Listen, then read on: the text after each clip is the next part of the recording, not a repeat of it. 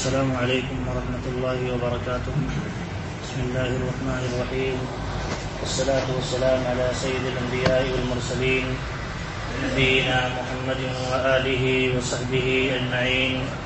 اما بعد، ہم جب قرآن کھولتے ہیں تو سورۃ الفاتحہ سے پہلے بسم اللہ الرحمن الرحیم لکھا ہوا ملتا ہے. تو بسم اللہ الرحمن الرحیم کیوں لکھا جاتا ہے اور اس کی کچھ کیا مسائل ہیں، کچھ انشاءاللہ پڑھنے اور سمجھنے کی کوشش کریں گے. سب سے پہلے یہ جان لیتے ہیں کہ یہ بسم اللہ نازل کیوں ہوا. کیونکہ ابن عباس رضی اللہ تعالی عنہ بیان کرتے ہیں کہ نبی صلی اللہ علیہ وسلم سورتوں کی ایک سورت دوسری سورت سے الگ ہے، مختلف ہے، نہیں جان پاتے تھے، یہاں تک کہ بسم اللہ الرحمن الرحیم نازل ہو گیا. بسم اللہ الرحمن الرحیم معلوم ہوا کہ پہلے نازل نہیں ہوا ہے، یہ بعد میں نازل ہوا ہے. اور یہ جب نازل ہوا تو معلوم چلا، پتہ چلا یہ سورت الگ سورت ہے اور یہ سورت الگ سورت ہے. اور انہی سے روایت ہے، کہتے ہیں کہ مسلمان نہیں جان پاتے تھے کہ کہاں سورت ختم ہوتی ہے اور کہاں سے دوسری سورت شروع ہوتی ہے، نہیں جان پاتے تھے. یہاں تک کہ بسم اللہ الرحمن الرحیم نازل ہو گیا. اور جب بسم اللہ الرحمن الرحیم نازل ہوا تو لوگوں نے سمجھ لیا کہ اب یہاں سورت ختم ہو رہی ہے اور دوسری سورت یہاں سے شروع ہو رہی ہے. تو ایک مسئلہ ہی تو معلوم ہوتا ہے، یہ نازل ہوا ہے جیسے قرآن نازل ہوا ہے. بسم اللہ الرحمن الرحیم بھی نازل ہوا ہے جیسے قرآن نازل ہوا ہے. اور دوسری بات یہ معلوم ہوتی ہے کہ یہ سورتوں میں جدائی کرنے کا اور بتانے کا یہ ذریعہ ہے کہ یہ سورت یہاں سے یہاں تک ہے اور یہاں سے دوسری سورت شروع ہوتی ہے. بسم اللہ الرحمن الرحیم کے ذریعہ معلوم ہوتا ہے. اور دوسرا مسئلہ اس میں یہ جاننا چاہیے، اس میں ایک بات یہ ہے جو متفق علیہ بات ہے، سب کا اجماع ہے، کسی کا کوئی اختلاف نہیں ہے. اس کا اگر ہم انکار کرتے ہیں تو خطرے کی بات ہوتی ہے، اس لیے اسے جاننا چاہیے. امام ابن تیمیہ رحمۃ اللہ علیہ لکھتے ہیں تمام مسلمانوں کا اس بات پر اتفاق ہے کہ بسم اللہ یہ قرآن کی سورت کا یا قرآن کی آیت کا ایک حصہ ہے. اور وہ آیت ہے اِنَّهُ مِن سُلَيْمَانَ وَإِنَّهُ بسم اللہ الرحمن الرحیم، سورہ نمل کی آیت نمبر 30. اس کا ایک حصہ ہے بسم اللہ الرحمن الرحیم. دیکھیے اعوذ باللہ کے متعلق ہم نے جانا تھا یہ قرآن کا حصہ نہیں ہے، قرآن میں سے نہیں ہے، بلکہ یہ نبی صلی اللہ علیہ وسلم کی سنتوں سے معلوم ہوتا ہے. لیکن بسم اللہ الرحمن الرحیم صراحت کے ساتھ ان الفاظ کے ساتھ قرآن کریم کے اندر ایک سورت کے اندر سورۃ النمل کے اندر موجود ہے. تو ہمارا یہ عقیدہ ہونا چاہیے، اسی لیے تمام مسلمانوں کا اس بات پر اتفاق ہے کہ بسم اللہ الرحمن الرحیم قرآن کا حصہ ہے،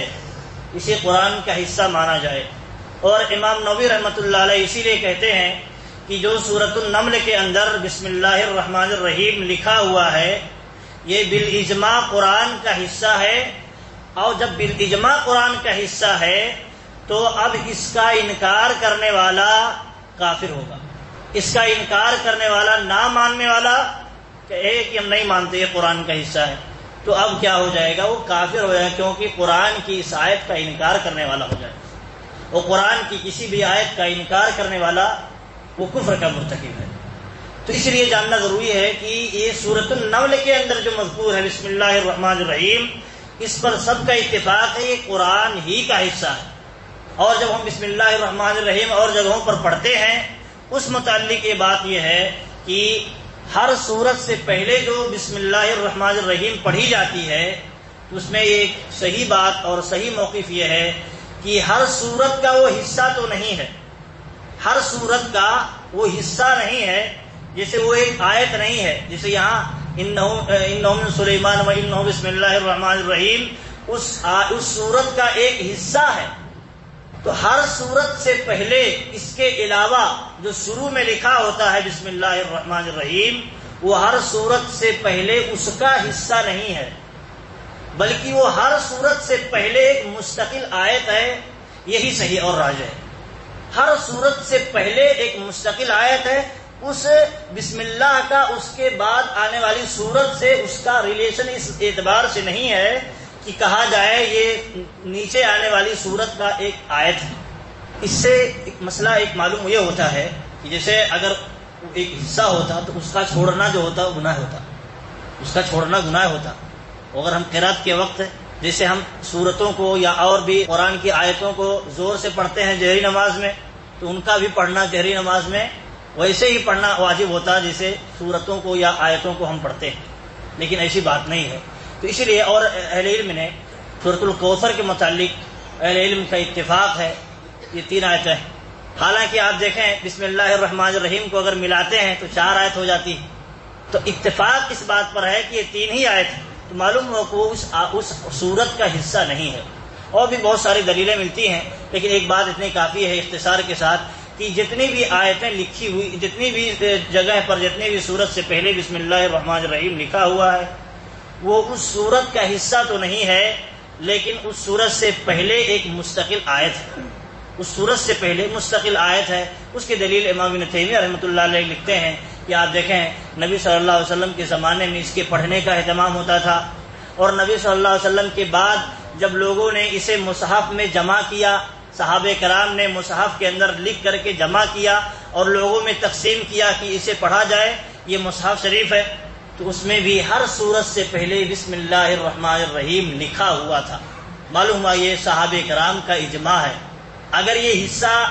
یہ قرآن کا حصہ نہ ہوتا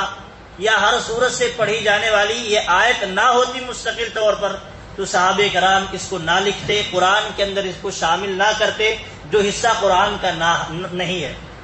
تو اسی لیے امام ابن تیمیہ رحمۃ اللہ علیہ کہتے ہیں کہ یہ قرآن کا حصہ ہے اور ہر سورت سے پہلے پڑھی جانے والی ایک مستقل آیت ہے۔ صحابہ کرام کی اس اتفاق سے، اس عمل سے اور لکھنے کے انداز سے اور ترتیب دینے کے انداز سے یہی معلوم ہوتا ہے۔ اور ایک بات یہ ہے کہ نماز کے اندر سورۃ الفاتحہ سے پہلے بسم اللہ الرحمن الرحیم احتیاطاً ضروری سمجھ کے پڑھا جائے،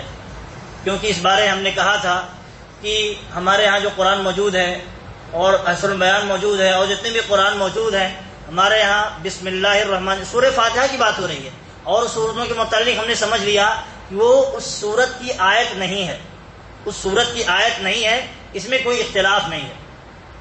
لیکن سورۃ الفاتحہ کے متعلق دلیل کی بنیاد پر اختلاف ہے۔ جیسا کہ ہمارے ہاں قرآن جو موجود ہے، مصحف موجود ہے، اس میں بسم اللہ الرحمن الرحیم 1 آیت لکھا ہوا ہے، نمبر 1، اس کے بعد الحمدللہ رب العالمین وہاں 2 نمبر آیت لکھا ہوا ہے۔ تو اس میں دلیلیں موجود ہیں۔ ابو ہریرہ رضی اللہ تعالیٰ عنہ اور ام سلمہ رضی اللہ تعالیٰ عنہ بیان کرتی ہیں کہ نبی صلی اللہ علیہ وسلم نے بسم اللہ الرحمن الرحیم کو 1 آیت شمار کیا، 1 آیت شمار کیا، لیکن دوسری احادیث سے معلوم ہوتا ہے کہ جس میں صراحت ہے کہ اللہ کے نبی صلی اللہ علیہ وسلم جب سورۃ الفاتحہ کی شروعات کرتے ہیں یا بتاتے ہیں کہ یہ سورۃ الفاتحہ ہے تو اس میں یہ بتاتے ہیں کہ الحمدللہ رب العالمین، بسم اللہ الرحمن الرحیم کا ذکر نہیں کرتے ہیں۔ تو میں نے کہا تھا بہت پہلے کہ اس میں اتنا اختلاف ہے کہ دونوں طرف دلیلیں مضبوط ہیں، دونوں طرف کی دلیلیں مضبوط ہیں، اس لیے احتیاط کا تقاضا یہی ہے۔ اس میں تشدد تو نہیں کیا جا سکتا، ایک دوسرے پر نکیر نہیں کی جا سکتی، برا بھلا نہیں کہا جا سکتا، لیکن احتیاط کا تقاضا یہ ہے کہ جب نبی صلی اللہ علیہ وسلم کی ایک یا 2 حدیث سے معلوم ہوتا ہے یہ سورۃ الفاتحہ کی آیت ہے، 1 آیت ہے، تو اس کو احتیاطاً ہمیں واجب سمجھ کر کے، ضروری سمجھ کر کے پڑھ لینا چاہیے۔ جیسا کہ امام ابن تیمیہ رحمۃ اللہ علیہ نے راجح تو کہا ہے یہ بھی سورۃ الفاتحہ کا حصہ نہیں ہے، راجح دلیلوں کی بنیاد پر کہا ہے یہ سورۃ الفاتحہ کا حصہ نہیں ہے، لیکن احتیاط کا تقاضا یہ بنتا ہے جیسا کہ دلائل سے معلوم ہوتا ہے، نبی صلی اللہ علیہ وسلم کی اس حدیث سے معلوم ہوتا ہے، اور نبی صلی اللہ علیہ وسلم پڑھا بھی کرتے تھے، تو اس سے معلوم ہوتا ہے کہ اس کو احتیاطاً پڑھ لیا جائے، کیونکہ اس میں خطرہ ہے کہ اگر نہیں پڑھے گا، اگر واجب ہو تو اس میں خطرہ ہے، خطرے کا ڈر ہے۔ اور اختلاف جو ہے، اس سے اختلاف سے نکلنے کا راستہ بھی موجود ہے، اگر پڑھ لیتے ہیں تو اختلاف بھی نہیں بچتا ہے۔ تو اس لیے سورۃ الفاتحہ سے پہلے نماز کے اندر کی بات ہو رہی ہے، نماز کے اندر بسم اللہ الرحمن الرحیم کا پڑھ لینا احتیاطاً ضروری معلوم ہوتا ہے۔ اور دوسری بات یہ ہے کہ نماز کے اندر اسے تیز آواز کے ساتھ پڑھی جائے یا پست آواز کے ساتھ پڑھی جائے، کیونکہ یہ بھی مسئلہ پیش آتا رہتا ہے، اور ہمارے درمیان شافعی حضرات بھی موجود ہیں، ان کے ہاں ایک مسئلہ، یہ مسئلہ بڑا زور پکڑے ہوئے تھا پہلے، تو ابھی ہے یا نہیں واللہ اعلم۔ بہرحال یہ مسئلہ جان لینا چاہیے کہ اس کو زور آواز سے پڑھنا چاہیے یا دھیرے آواز سے پڑھنی چاہیے۔ بسم اللہ الرحمن الرحیم، اعوذ باللہ من الشیطان الرجیم، اعوذ باللہ من الشیطان الرجیم تو دھیرے ہی پڑھنی ہے، کیونکہ یہ قرآن کا حصہ نہیں ہے، قرآن کا حصہ نہیں ہے۔ بسم اللہ الرحمن الرحیم کو بعض بنیادوں پر، بعض دلائل کی بنیاد پر کہا جاتا ہے کہ اسے تیز آواز سے بھی پڑھ سکتے ہیں، لیکن اکثر دلیلیں ملتی ہیں اسے سلو اور دھیرے پڑھا جائے، دھیرے آواز سے پڑھی جائے۔ جیسا کہ انس رضی اللہ تعالیٰ عنہ کہتے ہیں کہ نبی صلی اللہ علیہ وسلم کے ساتھ میں نے نماز پڑھی، ابو بکر کے پاس ساتھ نماز پڑھی، عمر فاروق کے ساتھ نماز پڑھی، وہ بسم اللہ الرحمن الرحیم سے نہیں شروعات کرتے تھے بلکہ الحمدللہ الرحمن الرحیم سے شروعات کرتے تھے۔ تو یہاں اہل علم نے کہا ہے، یہاں اس بات کا انکار نہیں ہے کہ پڑھتے ہی نہیں تھے بسم اللہ الرحمن الرحیم، لیکن ہاں یہ بات ہے کہ نبی صلی اللہ علیہ وسلم بلند آواز سے نہیں پڑھا کرتے تھے، کبھی کبھار بلند آواز سے پڑھنا ثابت ہے، تو اسی لیے کبھی کبھار اگر بلند آواز سے پڑھ لیا جائے تو ٹھیک ہے، اسے مستقل عادت نہیں بنانی چاہیے۔ مستقل عادت بنانا، اس کو اہل علم نے کہا یہ درست نہیں ہے، کیونکہ مستقل عادت نبی صلی اللہ علیہ وسلم کی نہیں رہی ہے، اور اگر نبی صلی اللہ علیہ وسلم کی مستقل عادت رہی ہوتی تو انس رضی اللہ تعالیٰ عنہ یہ نقل نہیں کرتے کہ نبی صلی اللہ علیہ وسلم کے پیچھے میں نماز پڑھی اور ابو بکر کے پیچھے نماز پڑھی اور عمر فاروق رضی اللہ عنہ کے پیچھے میں نماز پڑھی، لیکن انہوں نے سورۃ الفاتحہ سے شروعات کی، بسم اللہ نہیں پڑھی۔ تیز آواز سے اگر پڑھتے تو معلوم چلتا، تو اسی لیے عمل ملتا معلوم ہوتا ہے، نبی صلی اللہ علیہ وسلم کا بھی عمل، صحابہ کرام کا بھی عمل، خلفائے راشدین کا عمل معلوم ہوتا ہے، اسے بس آواز سے پڑھی جائے۔ ہاں کبھی کبھار اگر بلند آواز سے پڑھ لی جاتی ہے تو اس میں کوئی حرج کی بات نہیں ہے، لیکن شافعیہ کے ہاں اس میں تشدد پایا جاتا ہے، وہ ان کے ہاں ان کا کہنا ہے کہ اسے بھی سورۃ الفاتحہ کی طرح بلند آواز سے پڑھی جائے۔ ان کا کہنا ہے یہ سورۃ الفاتحہ کی ایک آیت ہے، جب ایک آیت ہے جب ہم مانتے ہیں تو اس کو بلند آواز سے پڑھنا چاہیے۔ حالانکہ دیکھیے اگر اس طرح کی بات ہوتی تو نبی صلی اللہ علیہ وسلم اس کا اہتمام کرتے، صحابہ کرام خاص طور پر ہم سے زیادہ اہتمام کرتے۔ اور ایک بات یہ ہے کہ اہل سنت والجماعت کا موقف رہا ہے کہ اس کو پست آواز سے پڑھا کرتے تھے، کیونکہ اس کے مقابلے میں، اہل سنت کے مقابلے میں، اہل حدیث کے مقابلے میں شیعوں کا ایک طبقہ جسے رافضی کہا جاتا ہے، ان کا یہ طریقہ تھا کہ سورۃ الفاتحہ شروع کرنے سے پہلے بلند آواز سے بسم اللہ الرحمن الرحیم پڑھا کرتے تھے۔ تو اسی لیے علماء اہل سنت، اہل حدیث کے علماء نے اس پر اتفاق کیا کہ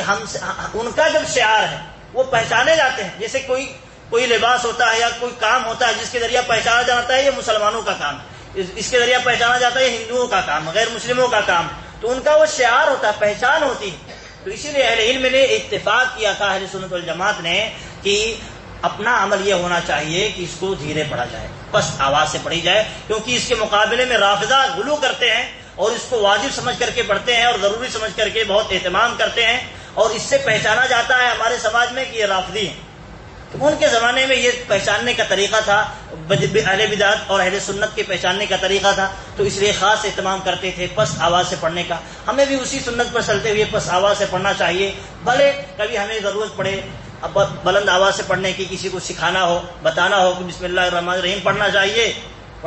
سورۃ الفاتحہ سے پہلے یا اور سورتوں کے شروع کرنے سے پہلے، تو کبھی کبھار اگر اس کا ذکر کر دیا جاتا ہے تو کوئی حرج کی بات نہیں ہے، بلکہ جو کبھی کبھار نبی صلی اللہ علیہ وسلم سے یا صحابہ کرام سے، بعض صحابہ کرام سے کبھی کبھار ثابت ہے تو اس کا سپورٹ ہو جاتا ہے، لیکن اسے مستقل عادت بنا لینا یہ درست معلوم نہیں ہوتا ہے۔ اور اسی طرح نماز سے متعلق ایک بات ایک بھی ہے کہ جیسے دوسری رکعت کے لیے اگر ہم کھڑے ہوتے ہیں، دوسری رکعت کے لیے کھڑے ہوتے ہیں، پھر شروعات ہمیں کرنا ہوتا ہے بسم اللہ الرحمن الرحیم سے، یا اگر کوئی اور سورت پڑھنی ہوتی ہے تو اس وقت بھی ہم بسم اللہ الرحمن الرحیم پڑھیں گے یا نہیں پڑھیں گے؟ تو اہل علم کا یہ کہنا ہے، تمام علماء کا اس پر اتفاق ہے کہ وہ شروع میں دوسری رکعت کی بھی شروعات کرتا ہے، سوائے مالکیہ کے تمام علماء کا اتفاق ہے اس میں بھی بسم اللہ الرحمن الرحیم ہی سے شروع کرے، بسم اللہ الرحمن الرحیم ہی سے شروع کرے، کیونکہ پھر سے وہ سورت پڑھ رہا ہے، دوبارہ جب پڑھے گا تو پھر سے بسم اللہ الرحمن الرحیم آتا ہے، تو اس کو پھر سے پڑھے گا اور پھر سے اس کی شروعات کرے گا۔ اسے دوسری صورت آتی ہے تو اس کو بھی بسم اللہ الرحمن الرحیم پڑھے گا، پھر سے اس کی شروعات کرے گا، لیکن بلند آواز سے نہیں، پست آواز سے پڑھے گا۔ یہ کچھ مسائل تھے، اور بھی مسائل آئیں گے انشاءاللہ تعالی۔ اللہ رب العالمین ہمیں سننے، سمجھنے اور اس کے مطابق عمل کرنے کی توفیق دے، آمین۔ السلام علیکم ورحمۃ اللہ۔